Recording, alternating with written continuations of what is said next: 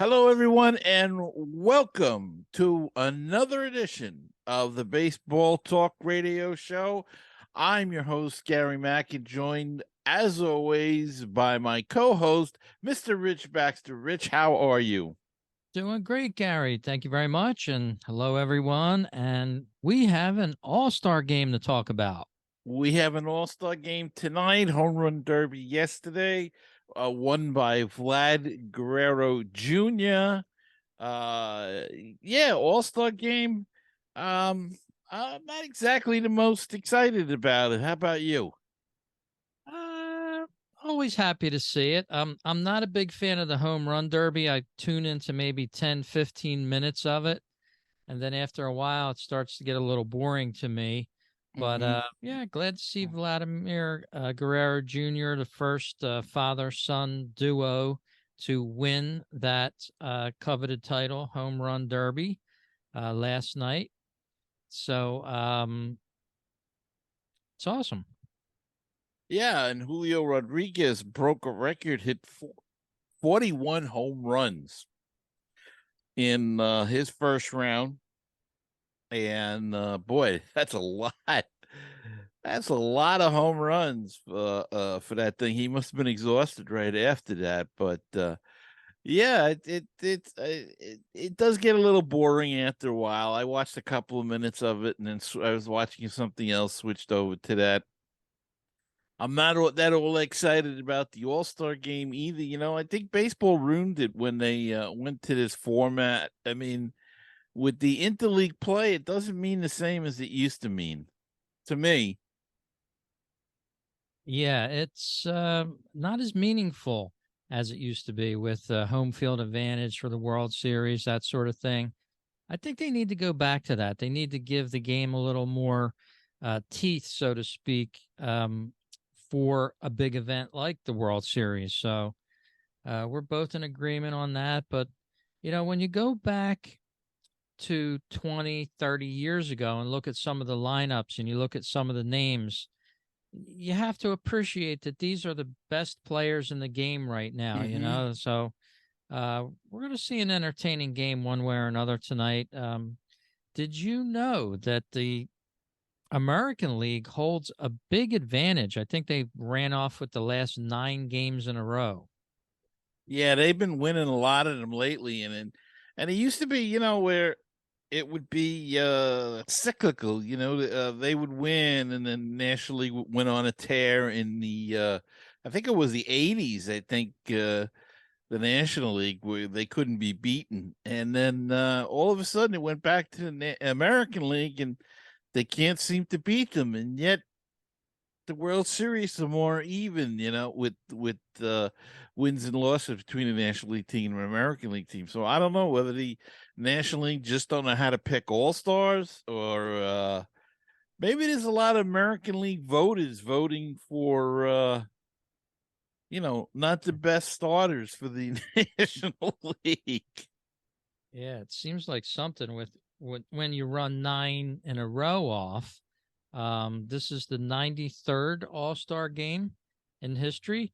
The first game was played back in 1933 in Chicago, and that one corresponded with Chicago's centennial celebration back in 1933. So, yep, by the time you listen to this, the game will be over.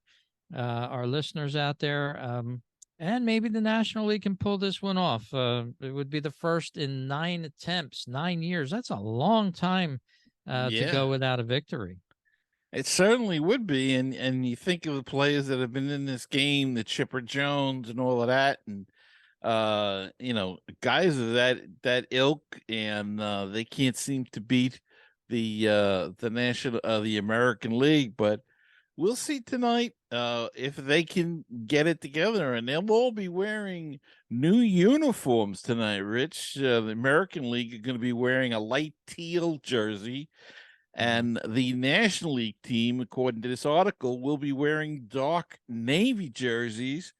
and the jerseys themselves represent the debut of Nike's latest uniform innovation. I don't know why I get nervous when I hear that Nike's got a new uniform innovation. Nike Vapor Premier. The new technology is engineered to improve mobility, moisture management, and fit.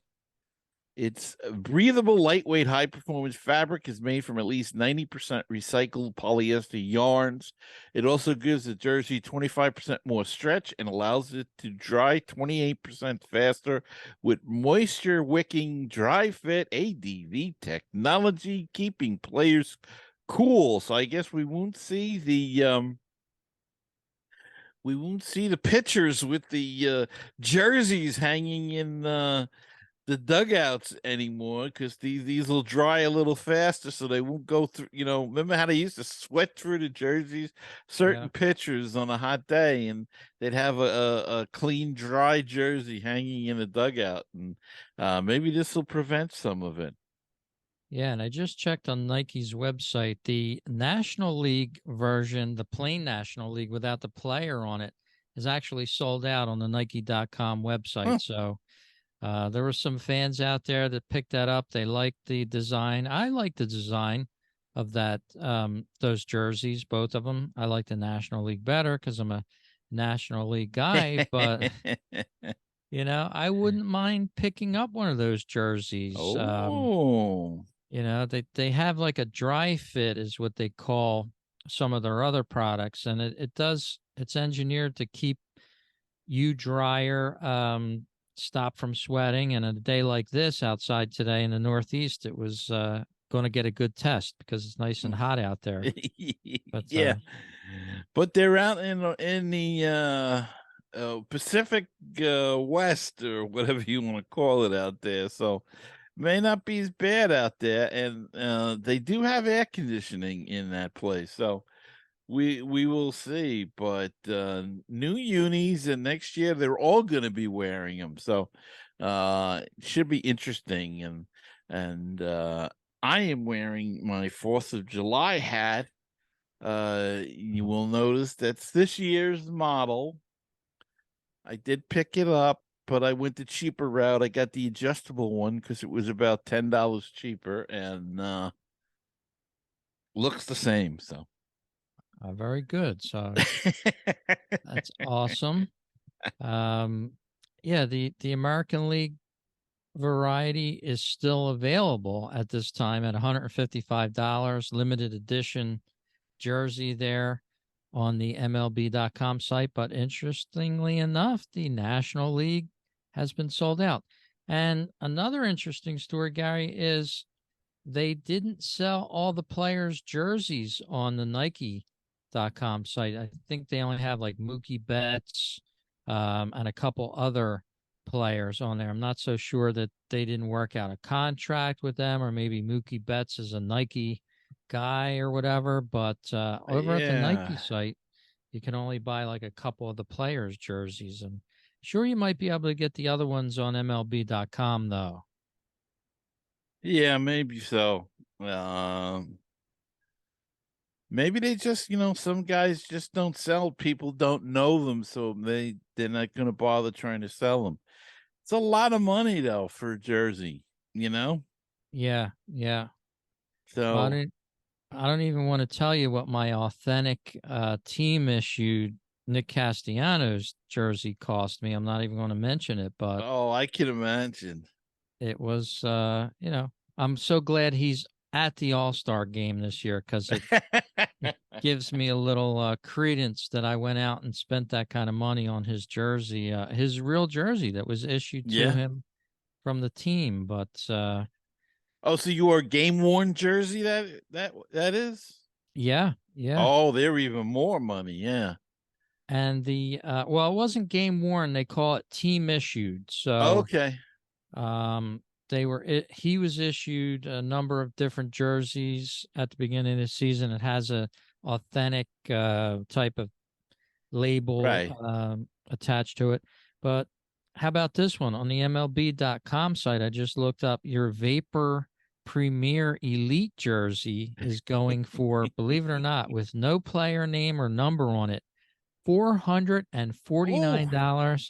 $449.99 oh my goodness. with no player on the back. And you could probably add another 100 on there for that. Wow.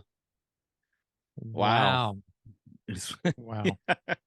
it's funny, we've been packing up the house here and I came across uh a jersey that I bought in 1986, which was a Mets jersey, the authentic back then. And it was a Rawlings jersey, pullover, Uh-huh. and it's a little too snug for me now, but it's a Gary Carter jersey. I was a Gary Carter fan, so I bought this jersey. But I think I paid 99.95 for it, and that was a lot of money for it back then. But I had a custom made. There used to be a store in a town, a couple of towns over, that used to make. They were like on the list of they would make the jerseys for the Mets. Mm-hmm. Like if somebody got traded. In fact, when we ordered this, my friend and I ordered. He ordered someone. I ordered Gary Carter. When we ordered it, the guy told us that they had just. I think it was Danny Heap. He just got traded to the Mets, and they had just completed an order for like 3 home and 3 away jerseys, and sent it over out to the Mets. So um, then now they changed. It's a different company, but so we had ordered ours through there with when Rawlings had the contract. So Oh, I wow. came across that the other day. I still have it. I'm gonna keep it, even though it's snug. And but $100 versus the Vapor Premier $500 is quite a bit Different. of difference. Yeah. Yeah. Yeah. And and Rich, So, can you believe we're halfway through the season? Little over halfway through the season now, and it sure has gone fast. And there's some surprise teams out there.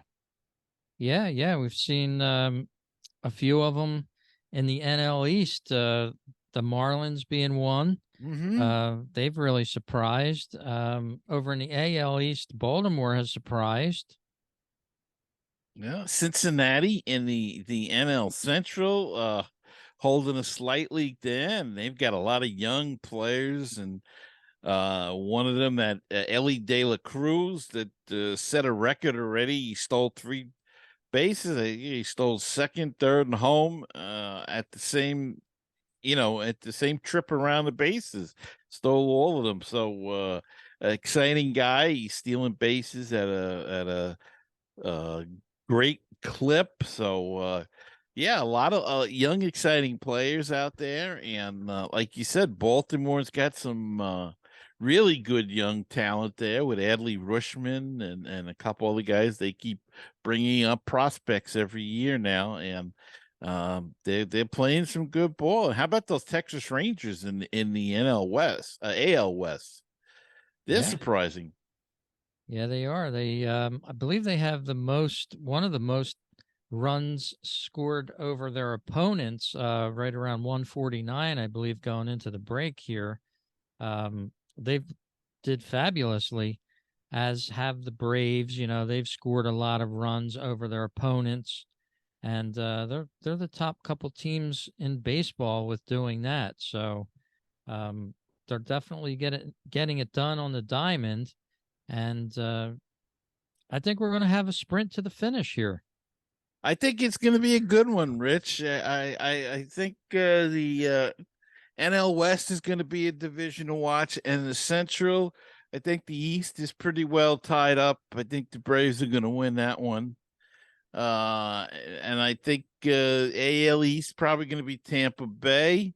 Um, the Central, they've got a dogfight going, and Texas is holding their own against Houston, so that'll be interesting in the second half to watch what happened, and the trading deadline too, to see who does what to fulfill their rosters. So I think we're in for a nice ride in the second half, and I know we're going to do a short show here tonight. Just wanted to get one out before the All-Star game and let people know that we're still here.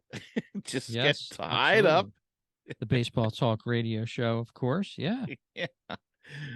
So, yeah, buckle up and get ready for the second half.